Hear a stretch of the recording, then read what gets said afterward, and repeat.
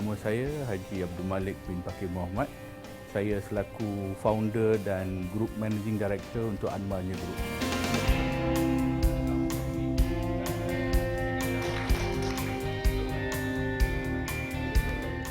Cabaran yang pertama tu adalah untuk nak dapat lesen je sendiri. So sebenarnya Anmal ni sebelum buka bisnes pendidikan ni, kita bisnes aircraft maintenance. So kita masih buat aircraft maintenance lah. So kita ada bisnes aircraft maintenance dan also kita ada bisnes untuk leasing of aircraft, sewa penyewaan pesawat. Lepas tu baru kita mulakan college kita pada tahun 2011. So dia punya cabaran pertama adalah daripada segi nak dapatkan lesen dan also nak establish tempat dulu.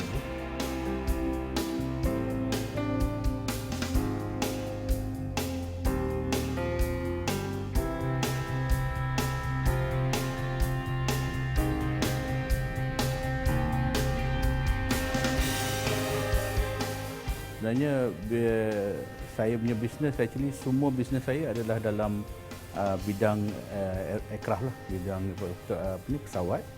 Dan daripada saya sendiri pun actually aircraft engineer. Saya bertauliah daripada Glasgow, University of Glasgow, degree dari sana dan master juga daripada University of Glasgow. Dan semua bisnes saya adalah dalam bidang aviation lah, dalam bidang aviation. So daripada situ memang sekarang ni kalau di Malaysia ni yang kekurangannya adalah aircraft engineering punya training. Yang ada banyak adalah pilot training yang mungkin lebih, tapi yang tak cukup sekarang ni adalah aircraft maintenance punya training. So yang tu yang kita punya fokus dan itu yang industri perlukan juga.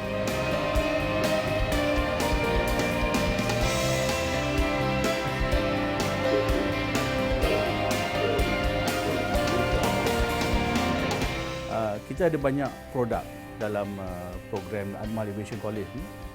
Salah satu produknya yang produk kira premium kita lah. Produk premium kita ada dipanggil License Aircraft Engineer punya training. License Aircraft Engineering ni basically adalah dalam aviation industry ni dia ada dua lesen yang penting. Satu adalah pilot license yang basically semua orang tahu pasal pilot license. Satu lagi adalah License Aircraft Engineering. License Aircraft Engineering ni adalah program yang mana student tu akan belajar lebih kurang dalam 4 tahun. So, cukup 4 tahun dia akan dapat satu lesen. Lesen tu akan beri dia satu authority lah. Authority ni adalah dia boleh certify kerja yang dibuat di pesawat. So bila dia certify barulah pesawat tu boleh terbang dan sebagainya. So authority tu ada dengan dia basically sebagai license holder. So program ni yang adalah program yang cream, yang kita punya program cream. Dan program ni adalah 4 tahun total, 2 tahun di college dan 2 tahun lagi adalah di industri. Dia macam doktor juga, doktor dia kena pergi buat housemanship. So engineering pun sama juga, dia kena pergi buat practical je sekurang-kurang 2 tahun di industri. So cukup 4 tahun barulah dia boleh bertauliah sebagai betul dapatkan lesen. Lesen ni dikeluarkan oleh DCA Malaysia.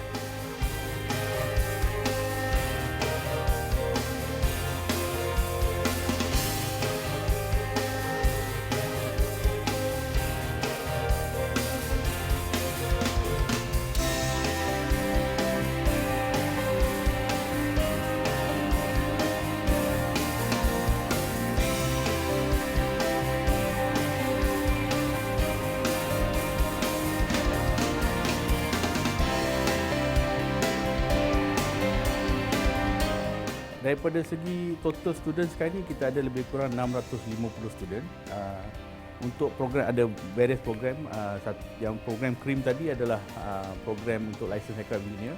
Kita ada juga diploma program yang lain. So basically dalam untuk license engineer tu lebih kurang dalam 30% student kita adalah untuk license program dan lebih kurang dalam 40% adalah dalam program-program diploma kami.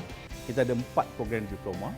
Dan satu lagi adalah program yang kita usahakan baru yang dinamakan AMT lah. AMT ni Aircraft Manufacturing Technician. Program ni 8 bulan dan kita khususkan kepada student-student yang tak boleh pergi mana selepas SPM. So yang ni kita ada kerjasama dengan aircraft manufacturing companies. Di Malaysia ada banyak yang basically syarikat-syarikat yang membuat pembuatan pesawat ataupun komponen pesawat dan kita bekerjasama dengan dia.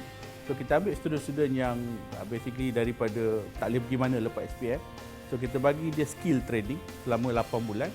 Habis 8 bulan kita keluarkan satu sijil dan dia boleh dapat kerja terus dengan syarikat yang dia buat on job training.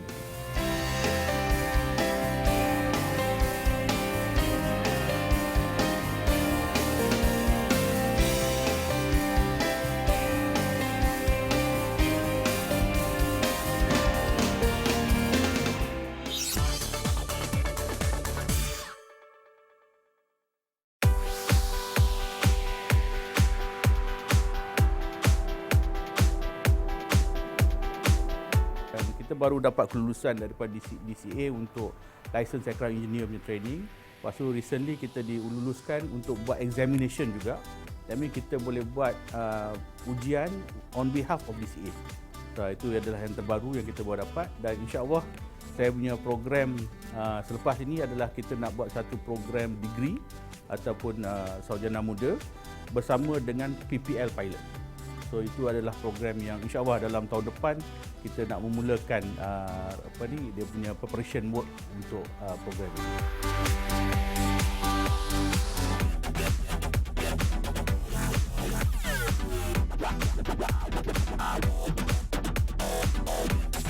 Aviation ni memang banyak challenge dia. Banyak challenge dia dan banyak dia punya kemahiran yang kena ada. Memang challenge tu memang banyak, hari-hari ada je challenge dia. Dan beza dia adalah kita kena dinamik. Kita sebagai pengurusan ataupun business angle ataupun entrepreneur, so kita kena ada kemahiran dan kita kena tahu industri kita. Industri ni untuk nak masuk industri aviation ni dia punya detail dia, knowledge dia yang penting sekali sebenarnya. So banyak banyak orang tak boleh nak masuk kepada aviation industry adalah sebab knowledge dia ataupun kemahiran dia tak ada dalam aviation industry. So yang kira untuk orang yang masuk aviation ni kecil sebenarnya. Kebanyakannya kita semua kenal each other dalam aviation industry. So aviation industry ni kalau nak masuk tu dia punya requirement dia tu lain daripada lain.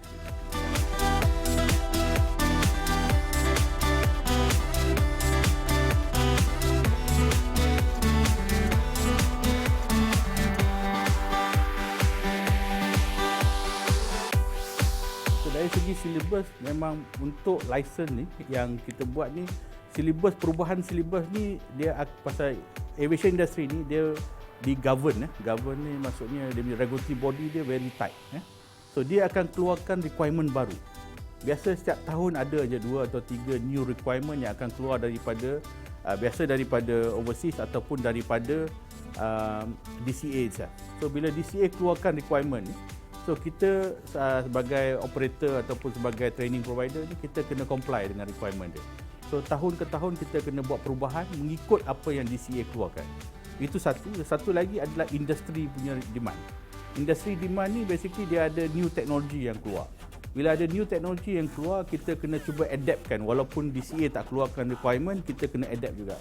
So ini satu bagus yang daripada Admal ni pasal kita ada aircraft maintenance, kita ada aircraft kita sendiri dan kita pun memang operator untuk aviation. So kita tahu pasal requirement ni dan kita boleh adapt masuk kepada training.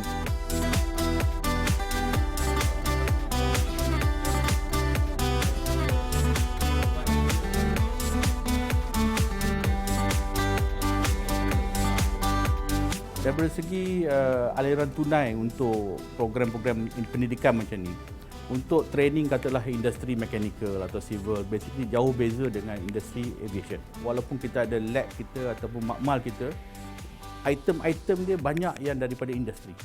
So item-item ni bukan murah dan training aid requirement tu adalah very complicated. Macam sekarang ni di bawah pun kita ada 2 pesawat yang kita letak supaya student boleh buat praktikal dan dapatkan exposure. Bila cikgu mengajar, instructor dia mengajar, dia nak faham susah, basically dia boleh bawa dia kepada aircraft dan tunjuk, okey benda ni macam ni supaya dia punya cara pemahaman dia lebih bagus.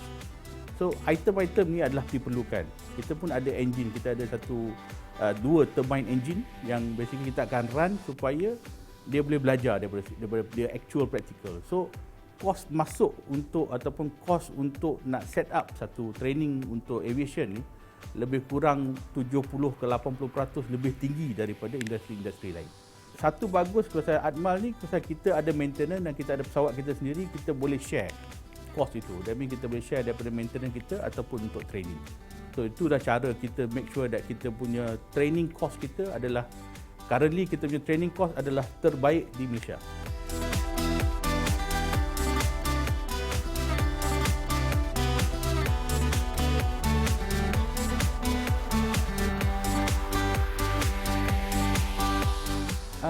Sebenarnya untuk aviation aircraft maintenance punya training, persaingan tak ramai. Yang playernya ada 4 atau 5 player saja di Malaysia.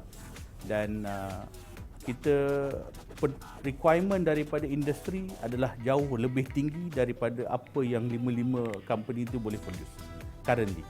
So yang tu adalah bagus pun, budak ataupun student yang masuk ke program-program kita, untuk dia nak dapatkan kerja dan sebagainya, insya-Allah mudah. Kita punya previous record pun yang dah graduate daripada Admal, kebanyakannya memang masuk ke industri. Kita punya last check basically 70 to 80% are in the industry basically. So alhamdulillah lah daripada segi itu. Pasal untuk level nak masuk kepada aviation training ni tough. So susah nak banyak sangat competition. So basically ada hikmah dia lah.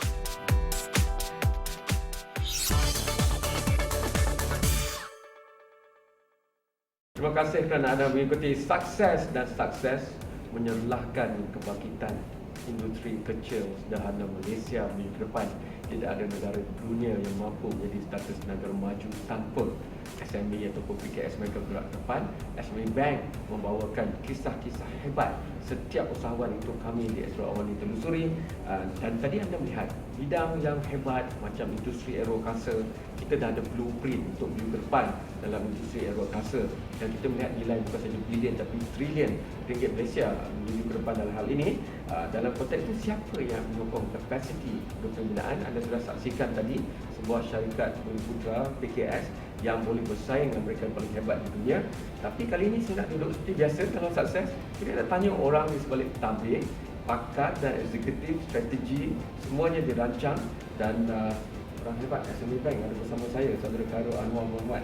Anwar, pengarah bagi strategi dan penjelmaan untuk kumpulan. Dan saya melihat kepada apakah strategi yang digarapkan oleh SME Bank. Pasaran berubah. Dulu kita kata kita buat produk ni dia boleh tahan sedekad, 2 dekad. Tapi sekarang kita bercakap tentang pintaran buatan artificial intelligence, kita bercakap tentang industri 4.0, hasil revolusi industri 4.0. Semua tu nampak besar. Tapi kalau distrategikan, utamanya peranan dimainkan oleh SME Bank bukan sahaja biaya tapi memimpin dalam konteks itu. Terima kasih Marul. Saya rasa pada pendapat saya, SME Bank ni peranannya ialah untuk menyediakan kewangan, kemudahan kewangan kepada PKS. Sebab itu kita bukan sahaja seperti bank-bank komersial lain, kita adalah sebuah bank pembangunan. So kita akan also provide developmental punya inisiatif kepada PKS. Untuk maju ke depan ni, kalau you tengok cara strategi SME Bank digarap ialah kita akan tie back to the plan induk PKS.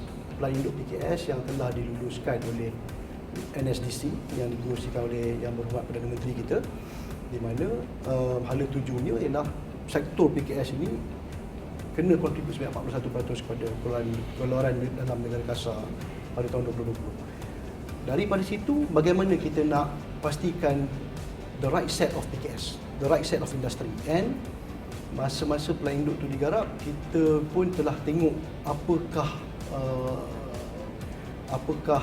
the forces of change yang akan shape the industry ni.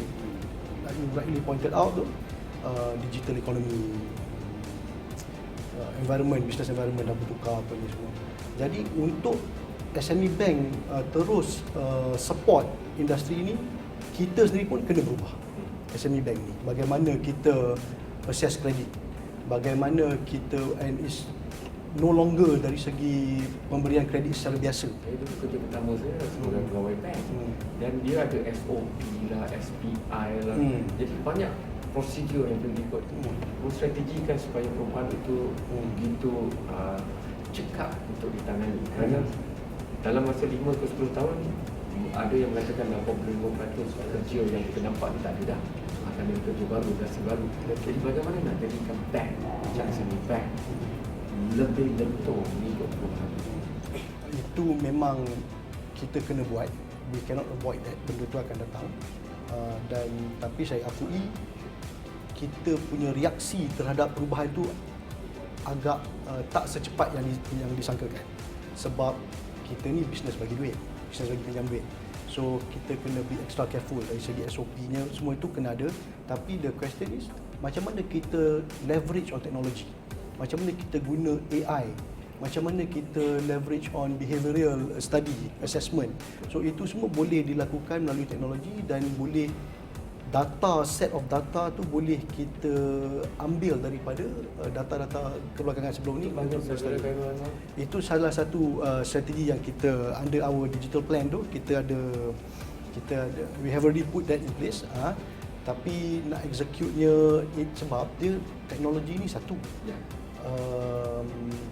Change tu satu dari segi people punya change, perubahan rangka kerja, tenaga kerja, mindset itu pun, and that is antara yang buat susah juga untuk kita bergerak. Saya nak membalikkan posisi. Selalu orang tanya bank bagaimana melihat ke bawah. Kadang-kadang kita merasakan bahawa kalaulah saya yang berada di bawah, pasal saya nampak macam dashboard kereta lah, minyaknya berapa, suhunya berapa, jaraknya berapa. Apakah wishlist ataupun harapan bank nak bagi mana ni? Tapi kalaulah usahawan ada macam ni atau usahawan melihat ke situ, boleh tarik keluar satu atau dua ciri elok berada pada usahawan PKS kita untuk serasi dengan strategi yang sudah diletakkan oleh SME Bank. Saya rasa yang pertamanya ialah perubahan minda. Tidak lagi melakukan perniagaan secara brick and mortar, di mana usahawan mesti berani untuk go to the uncharted territories. I think itu satu dari segi usahawan. Dari segi peranan bank pula, bank pun kerana mesti berani untuk mengambil sedikit risiko, sebab ini adalah teritori baru, kawasan-kawasan baru. So sama ada bank berani, orang kata dari segi risk appetite-nya, berani mengambil sedikit risiko untuk membantu kawasan-kawasan atau bisnes-bisnes yang baru ini. So saya rasa itulah dari segi perubahan yang kita akan dapat saksikan dari masa hadapan ni yang akan masuk, yang akan datang, yang akan impact the way things will do. Ada sebagai kekurangan, tapi ramai juga yang melihatnya sebagai kelebihan. Kalau bank komersial biasa, mereka nakkan cagaran, mereka lebih tengok aliran tunai. Semua ni soalan pelbagai yang kadang-kadang menakutkan usahawan untuk pergi. Tapi SME Bank, kerana dia ada elemen pembangunan, saya rasa strategi pembangunan itu juga berjalan selaras. Bukan bermaksud SME Bank tidak menghiraukan risiko, tapi bermaksud ia dicanaikan dalam bentuk yang memahami masalah yang berada di peringkat akar umbi PKS. Betul. Itu actually spot on lah, betul. Sebab kita kena pergi atau kita kena membantu usahawan yang di luar keselesaan pihak-pihak bank lain. Di situlah peranan SME Bank yang harus kita mainkan.